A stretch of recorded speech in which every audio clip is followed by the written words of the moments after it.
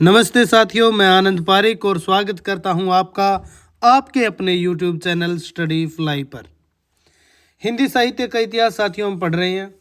हिंदी साहित्य के इतिहास के अंदर हमारी क्लास संख्या 17 आज है। आदिकाल का 10वां भाग है जैन साहित्य या राज साहित्य। जैन साहित्य के प्रमुख रचनाकार और रचनाएं हम आज पढ़ेंगे। और क्या क्या हम पढ़ चुके हैं, थोड़ी सी एक दृष्टि में हम देख लेते हैं कि आदिकाल के अंदर हम क्या क्या पढ़ चुके हैं और क्या हमारा बाकी रह गया है। तो आदिकाल के अंदर आज ये हमारी 10वीं क्लास है आदिकाल से संबंधित, जिसमें हम जैन साहित्य पढ़ रहे हैं। तो आदिकाल की पहली क्लास में हमने देखी आदिकाल की जो विशेषताएं थी, प्रवृत्तियां थी, आदिकालीन जो परिस्थितियां थी, राजनीतिक, सामाजिक, आर्थिक जैसी भी परिस्थितियां थी, उनके बारे में हमने पढ़ा। उसके बाद नामकरण की समस्या, आदिकाल की जो पूर्वापर सीमा है वो क्या है, कब से प्रारंभ होता है आदिकाल और कब से जो है कहाँ तक उसकी अंतिम सीमा मानी जाती है। विभिन्न विद्वानों ने आदिकाल का नामकरण क्या किया है वो भी हम देख चुके हैं। उसके बाद जो सिद्ध साहित्य, जहाँ से हिंदी साहित्य का आरंभ होता है, वो हमने देख लिया है। सिद्ध साहित्य 2 भागों में 2 क्लासेज में हम देख चुके हैं। नाथ साहित्य देख चुके हैं। 3 क्लासेज में रासो साहित्य के बारे में हम विस्तार से पढ़ चुके हैं। रासो साहित्य जो वीरगाथात्मक साहित्य है उसके बारे में हम पढ़ चुके हैं। अब ये हमारी जो है जैन साहित्य पर हम आ चुके हैं और आज जो है जैन साहित्य भी लगभग आप ऐसा मानिए कि पूर्ण हो जाएगा। अब बचता क्या है, आगे की क्लासेज में हम पढ़ेंगे लौकिक साहित्य, जिसमें आपका ढोला मारू का दूहा, अमीर खुसरो आ जाएंगे, खड़ी बोली हिंदी के प्रथम कवि विद्यापति आ जाएंगे। उसके बाद जो है हमारा गद्य, आदिकाल में जो आरंभिक गद्य रचनाएं हैं वो हम पढ़ लेंगे। राहुल वेल, उक्ति व्यक्ति प्रकरण, वर्ण रत्नाकर, ये रचनाएं मुख्य हैं। और अपभ्रंश साहित्य, एक क्लास में हम अपभ्रंश साहित्य को देख लेंगे। और उसके बाद जो हम ये देखेंगे कि आदिकाल जो कवि हैं आदिकाल के, उनकी महत्वपूर्ण पंक्तियां हम एक क्लास में देख लेंगे। तो चलिए शुरू करते हैं। जैन साहित्य, राज साहित्य, रचनाएं व रचनाकार। पहली रचना देखिए, जैन साहित्य से संबंधित श्रावकाचार, हिंदी की प्रथम रचना, आचार्य देवसेन। वैसे हम हिंदी की जो प्रथम रचना है उस समय इसे देख चुके हैं, लेकिन चूंकि जैन ग्रंथ है तो जैन साहित्य में ये आएगा, अवश्य ही इसका स्थान रहेगा। तो हिंदी की प्रथम रचना कौन सी? श्रावकाचार। रचनाकार कौन है? आचार्य देवसेन, प्रसिद्ध जैन आचार्य हैं। देवसेन जो है प्रसिद्ध जैन आचार्य हैं। रचना काल क्या है? महत्वपूर्ण है ये रचना काल इसका है 933 ईस्वी। श्रावकाचार में अब वर्ण विषय देख लेते हैं। श्रावकाचार में 250 दोहों में श्रावक धर्म का प्रतिपादन किया गया है, यानी कि गृहस्थ धर्म का। इसकी रचना दोहा छंद में हुई है। 250 दोहों में श्रावक धर्म का प्रतिपादन किया गया है। कवि ने गृहस्थ के कर्तव्यों पर भी विस्तार से विचार किया है।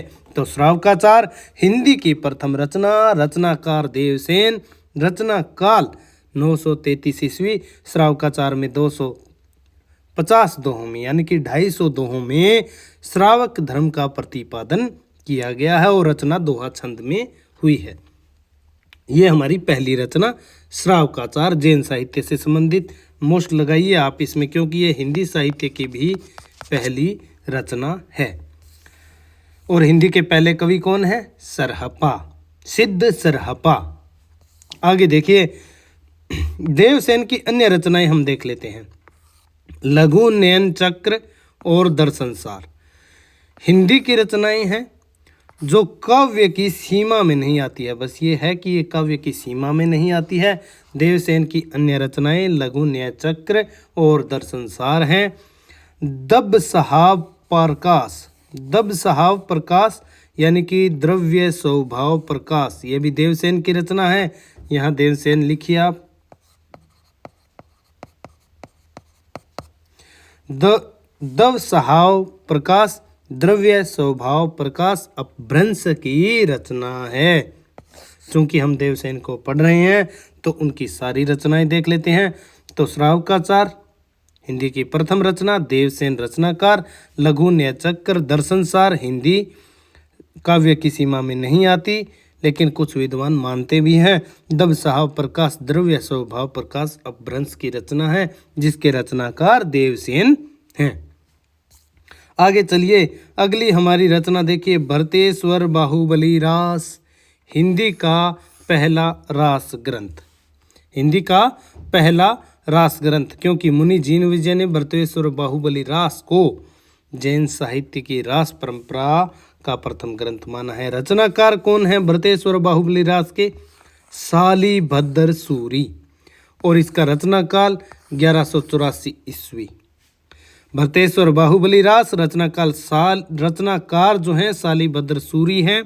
रचना काल इसका है 1184 ईस्वी। अब इसमें विशेष देखिए भरतेश्वर बाहुबली रास के बारे में, मुनि जीन विजय ने इसे जैन साहित्य की रास परंपरा का प्रथम ग्रंथ माना है।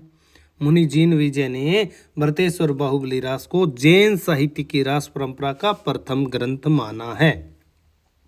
डॉक्टर गणपति चंद्र गुप्त ने इस रचना को हिंदी की प्रथम रचना और शालिभद्र सूरी को हिंदी का पहला कवि माना है। अपने हिंदी साहित्य के वैज्ञानिक इतिहास 2 भागों में जो प्रकाशित हुआ 1965 में, उसमें हिंदी का प्रथम कवि शालिभद्र सूरी को और हिंदी की प्रथम रचना भरतेश्वर बाहुबली रास को मानते हैं। कौन? डॉक्टर गणपति चंद्र गुप्त। आगे चलिए, भरतेश्वर बाहुबली रास का कथानक देखिए। इस ग्रंथ में क्या है कि 2 सगे भाई है भरतेश्वर और बाहुबली, वो युद्ध में रत रहते हैं राज्य के लिए, राज्य प्राप्ति के लिए। तो इस ग्रंथ में भरतेश्वर तथा बाहुबली का चरित्र वर्णन है। ये दोनों चरित्र नायक संस्कृत प्राकृत तथा अपभ्रंश में भी काव्य रचना के विषय रहे हैं। भरतेश्वर और बाहुबली का चरित्र वर्णन है। ये दोनों चरित्र नायक संस्कृत प्राकृत तथा अपभ्रंश में भी काव्य रचना का विषय रहे हैं। कौन? भरतेश्वर और बाहुबली। और वैसे बाहुबली को देखा जाए तो वो दक्षिण भारतीय फिल्मों के भी मुख्य कैरेक्टर रहे हैं, पसंद रहे हैं, तो उनका भी वो विषय रहे हैं। इस रास कृति में इन्हें जो है अयोध्या वासी ऋषभ जिनेश्वर के यहाँ सुनंदा और सुमंगला से उत्पन्न बताया है। भरतेश्वर बाहुबली रास में भरतेश्वर और बाहुबली को अयोध्या वासी हैं ऋषभ जिनेश्वर, उनके यहाँ सुनंदा और सुमंगला से उत्पन्न बताया है।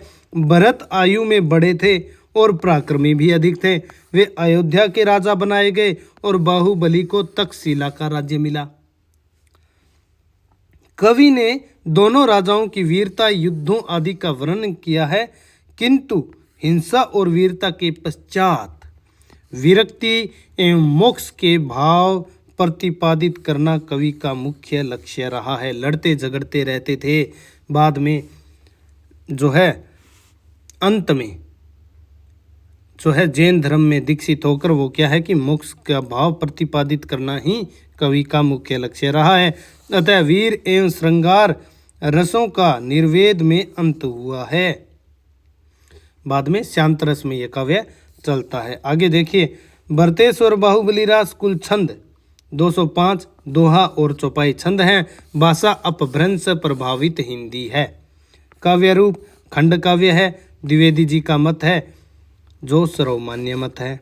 शुक्ल जी ने मुक्त काव्य माना, लेकिन ये अमान्य मत है। सभी विद्वान इस पर सहमत नहीं है। प्रमुख रस वीर और श्रृंगार शुरुआत में चलता है और शांत रस समाप्ति पर। इसकी भाषा में नाटकीयता, उक्ति वैचित्र्य तथा रसात्मकता के सर्वत्र दर्शन होते हैं। बिल्कुल जो मौर्य शासक है अशोक, उसी की तरह जब वो बौद्ध धर्म में दीक्षित हो जाता है तो बाद में कलिंग युद्ध के बाद जो है वो एकदम प्रवृत्ति बदल जाती है। तो उसी तरह से ये भी जो है लड़ाई झगड़ों के बाद अंत में जैन धर्म में दीक्षित होने के पश्चात मोक्ष का जो है के हकदार जो हैं यहाँ पर इनके पात्र जो हैं जैन साहित्य के, राज साहित्य के, वो बन जाते हैं। चलिए आगे देखिए दूसरी रचना भरतेश्वर बाहुबली रास के बाद पंच पांडव रास, और यह भी शालिभद्र सूरी की रचना है। रास परंपरा का पहला ऐतिहासिक महाकाव्य इसे माना जाता है। रास परंपरा का पहला ऐतिहासिक महाकाव्य माना जाता है। रचनाकार शालिभद्र सूरी, रचनाकाल 1191। वहीं पर आप भरतेश्वर बाहुबली रास का रचनाकाल 1184 ईस्वी था। ये 1191 ईस्वी काव्य रूप प्रबंधात्मक महाकाव्य है 15 सर्गों में। कथानक क्या है? इसमें पांडवों को अहिंसावादी, यहाँ को लगाइए आप, पांडवों को अहिंसावादी दिखाते हुए मोक्ष का अधिकारी दिखाया गया है। भाषा अपभ्रंश प्रभावित राजस्थानी हिंदी, प्रधान रस शांत। अब जैन साहित्य की एक विशेषता यह भी है कि वो जो है हिंदू धर्म के जितने भी जो चरित्र हैं, जितने भी वैष्णव अवतार हैं, उन सभी को अपने जो जैन आदर्शों के आवरण में उन्होंने पदबद्ध कर दिया है। और वो चाहे शुरुआत में वो करैक्टर कितने भी बुरे हों, कितने भी वो अपराध करते हों, पाप करते हों, लेकिन जैन धर्म में दीक्षित होने के बाद वो मोक्ष के अधिकारी सिद्ध कर देते हैं ये जैन साहित्य, जैन रचनाकार। तो पंच पांडव रास, रास परंपरा का पहला ऐतिहासिक महाकाव्य, रचनाकार शालिभद्र सूरी, रचना काल 1191 ईस्वी, काव्य रूप प्रबंधात्मक महाकाव्य, 15 सर्ग है इसमें, और पांडवों को अहिंसावादी दिखाते हुए मोक्ष का अधिकारी दिखाया गया है। भाषा अपभ्रंश प्रभावित राजस्थानी हिंदी, प्रधान रस शांत। प्रधान रस सभी में शांत रहेगा और यह रचना भी मोस्ट। अब भरतेश्वर शालिभद्र सूरी की हम 3 रचनाएं मुख्य हैं, वो तीनों देख लेते हैं। देखिए भरतेश्वर बाहुबली रास 1184 ईस्वी, शालिभद्र सूरी। पंच पांडव रास 1191 ईस्वी, इसके भी शालिभद्र सूरी रचनाकार। और बुद्धि रास मुक्तक काव्य है, शांत रस प्रधान रचना है, और 1193 ईस्वी शालिभद्र सूरी द्वारा ये भी रचित है। एक बुद्धि रासो भी है, नोट देखिए, एक बुद्धि रासो रचना है। चंद यानी कि चंदबर दाई के पुत्र जलहन की रचना ये मानी जाती है। तो बुद्धि रास शालिभद्र सूरी और बुद्धि रासो जलहन की पुत्र है, ये रासो साहित्य के अंतर्गत आएगी। बुद्धि रास जो है वो जैन साहित्य में। चलिए आगे देखिए अगली हमारी रचना, 4 नंबर हमारी रचना चंदन बाला रास। चंदन बाला रास बहुत ही महत्वपूर्ण रचना है। चंदन बाला रास परीक्षा की दृष्टि से उपयोगी रचना है। तो इसके अंदर क्या है, 35 छंदों का लघु खंड काव्य ये माना जाता है। रचनाकार कौन है? आसगु कवि। रचना काल इसका 1200 ईस्वी। देखिए ये क्रम से लिखाई गई हैं, सारी रचनाएं लिखी हैं मैंने। चंदन बाला रास 35 छंदों का लघु खंड काव्य ये है। रचनाकार इसके आसगु कवि हैं। रचना काल 1200 ईस्वी।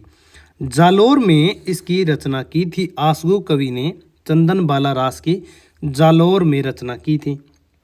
भाषा राजस्थानी, अपभ्रंश मिश्रित। अब देखिए इसमें छंद कितने हैं? 35 हैं। लघु खंड काव्य है, ठीक है, लघु खंड काव्य है, प्रबंधात्मक खंड काव्य है। रस है करुण रस प्रधान रचना है।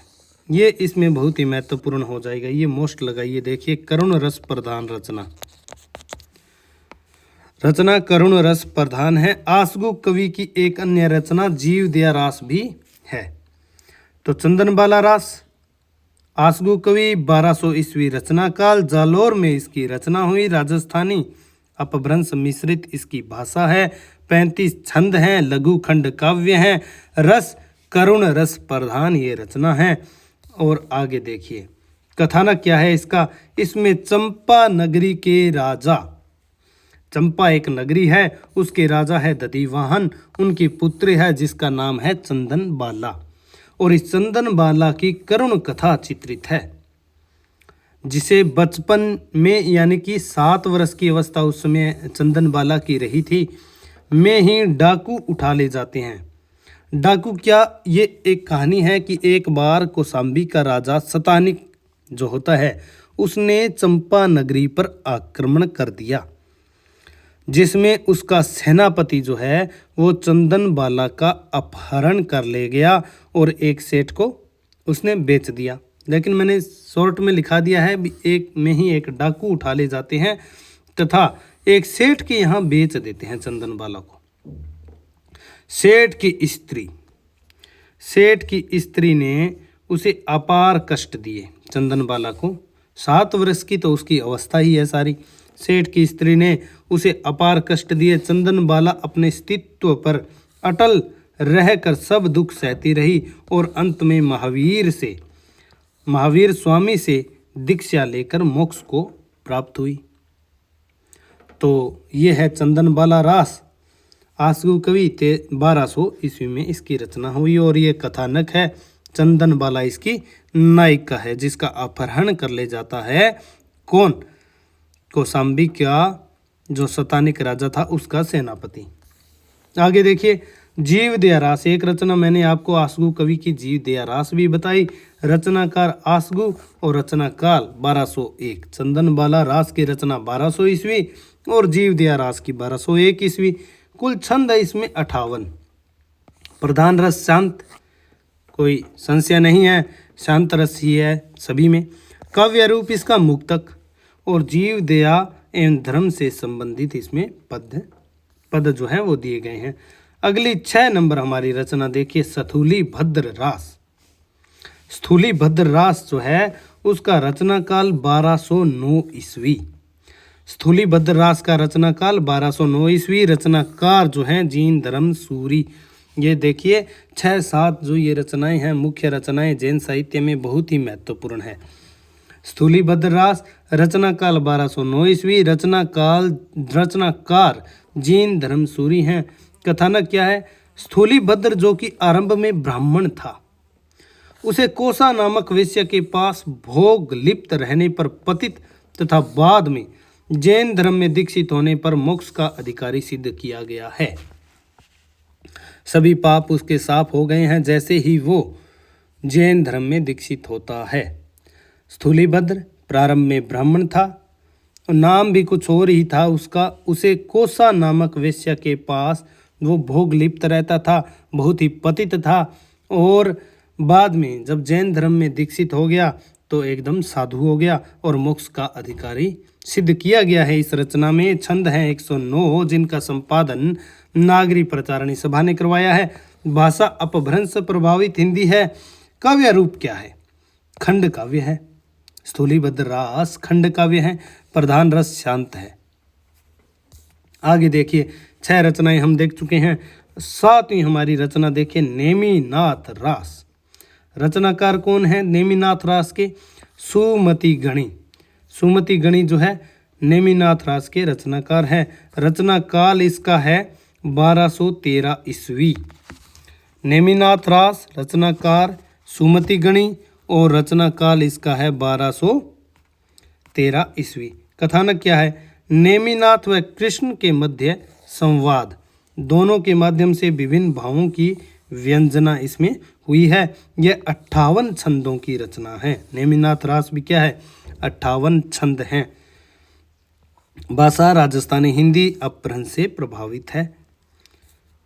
तो नेमिनाथ रास सुमति गणी रचना काल 1213 ईस्वी। नेमिनाथ से संबंधित, नेमिनाथ एक करैक्टर है और चरित्र है, उनसे संबंधित अन्य रचनाएं देखिए। नेमिनाथ चरियू, नेमिनाथ चौपई, नेमिनाथ फागु।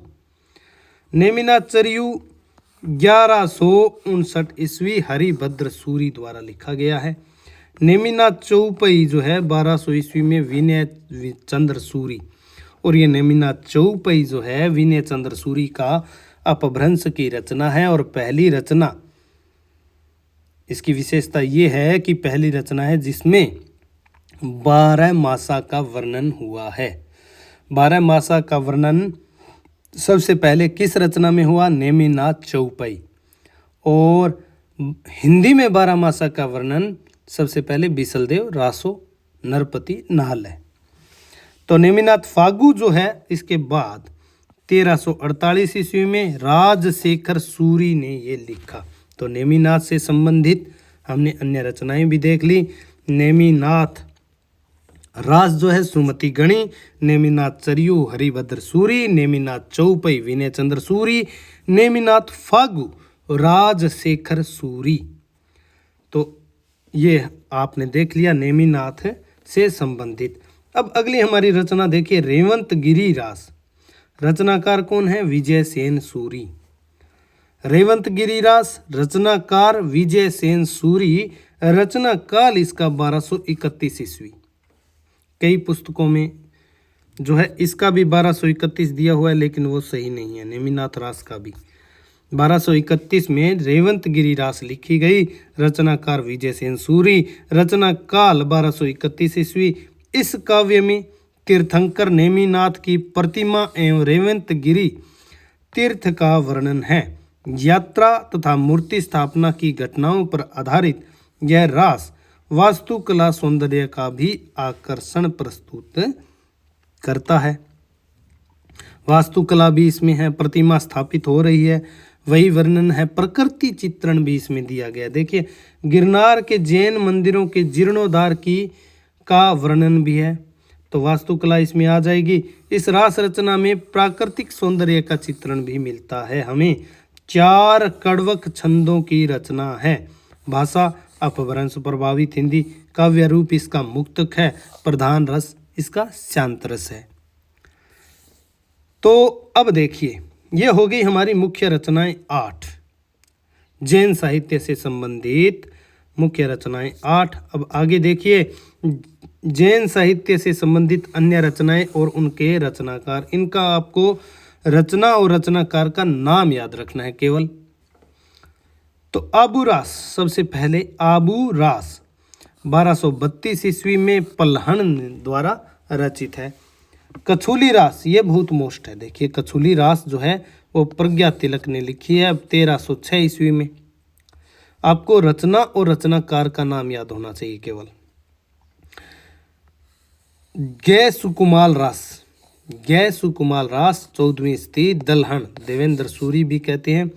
यह भी जैन साहित्य से संबंधित महत्वपूर्ण रचना है। यह भी महत्वपूर्ण है। प्रज्ञा तिलक वाली गै सुकुमाल भी रास भी, गै सुकुमाल रास बोल दीजिए, गै सुकुमार रास भी इसे कहते हैं। जैन पदम सूरी पट्टाभिषेक रास 1333 ईस्वी सार मूर्ति ने इसकी रचना की।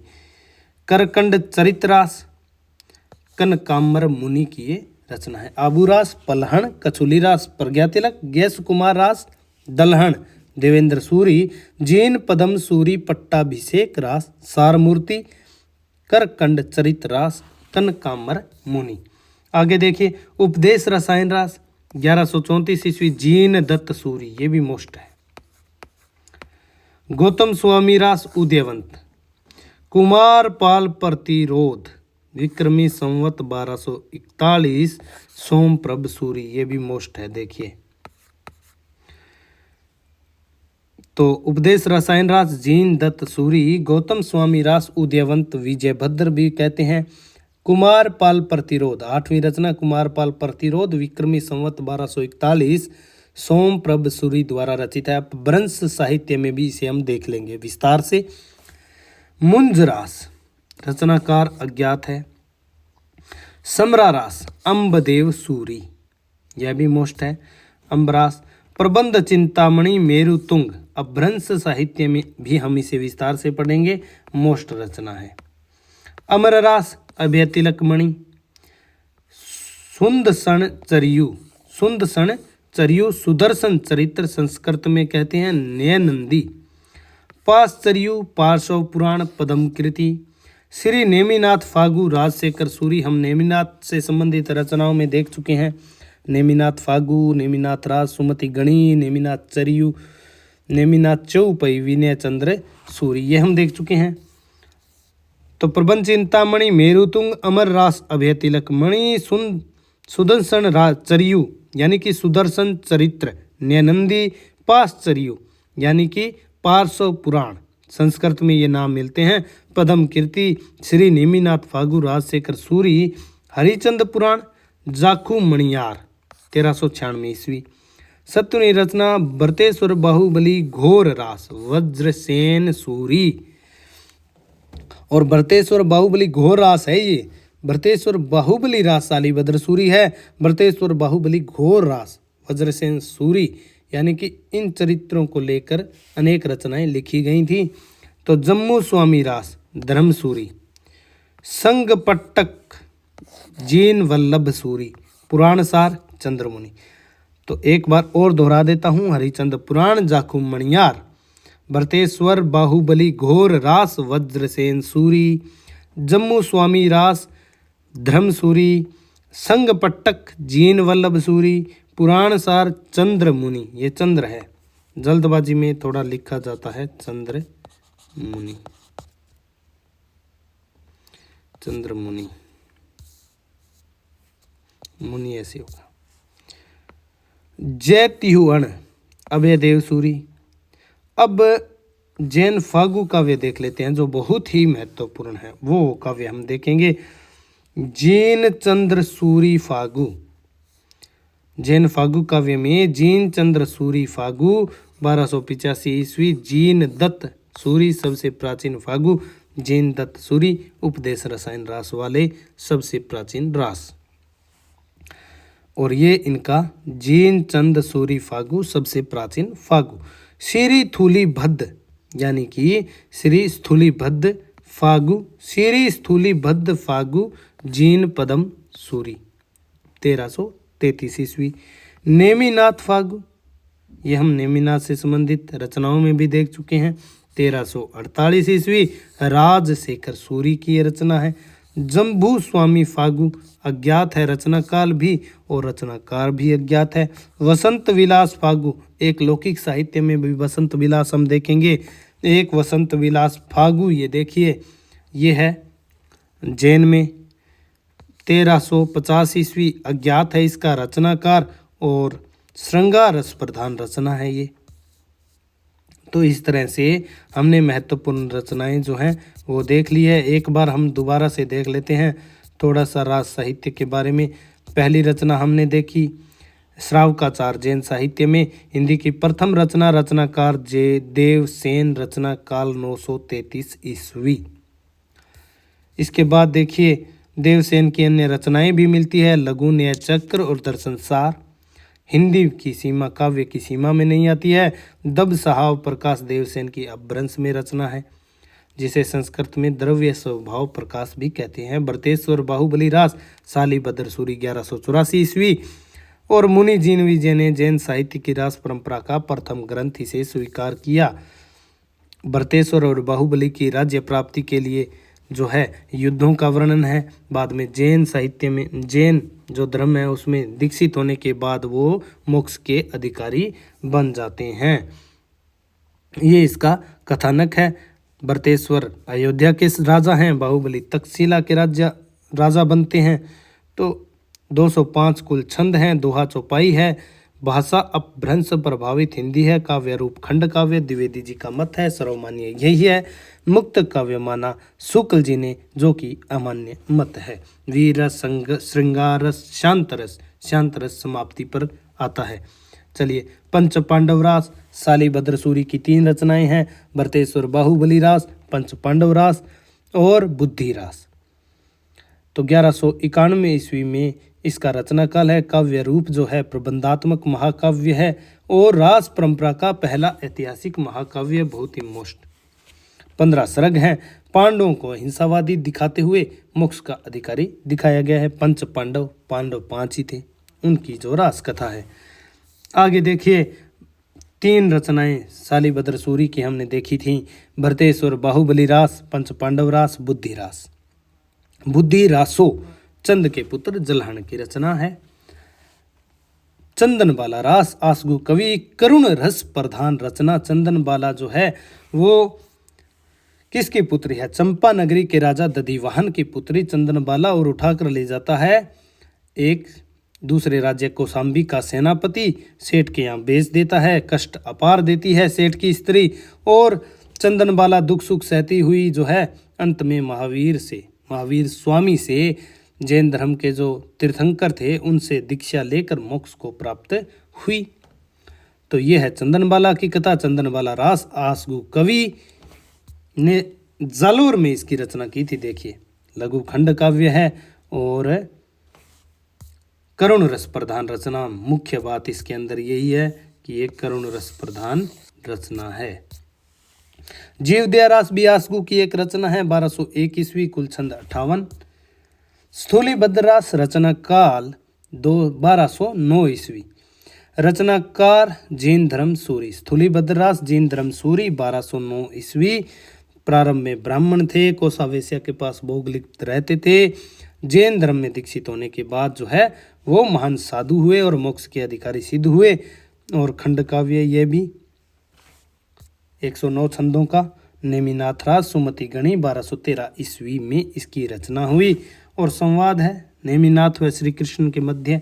नेमिनाथ से संबंधित नेमिनाथ चरियु, हरिभद्र सूरी, नेमिनाथ चौपई, विनय चंद्र सूरी। सबसे पहले 12 मासा का भ्रंश रचनाओं में वर्णन इसी में हुआ है, नेमिनाथ चौपई में, जो विनय चंद्र सूरी ने लिखी।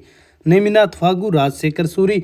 नेमिनाथ रास सुमति गणी, ये नेमिनाथ से संबंधित रचनाएं। रेवंत गिरी रास विजय सेन सूरी 1231 ईस्वी।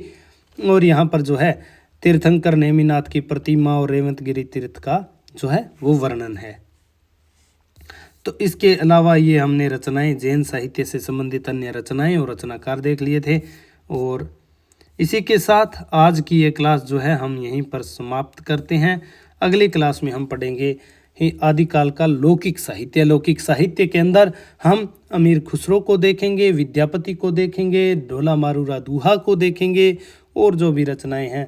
फिर हमारा गद्य साहित्य रहेगा और अपभ्रंश साहित्य। एक क्लास में हम आदिकाल की मुख्य पंक्तियां और मुख्य जो क्या क्या बहुत ही महत्वपूर्ण है वो एक क्लास में, लास्ट में आदिकाल की एक क्लास में हम सारा कुछ समेटने की कोशिश करेंगे। तो इसी के साथ मैं इस क्लास को समाप्त करता हूँ और विराम देता हूँ यहीं। अगर हमारा वीडियो आपको पसंद आया है तो इस क्लास को आप लाइक, ज़्यादा से ज़्यादा शेयर और इस चैनल को सब्सक्राइब अवश्य कर लें।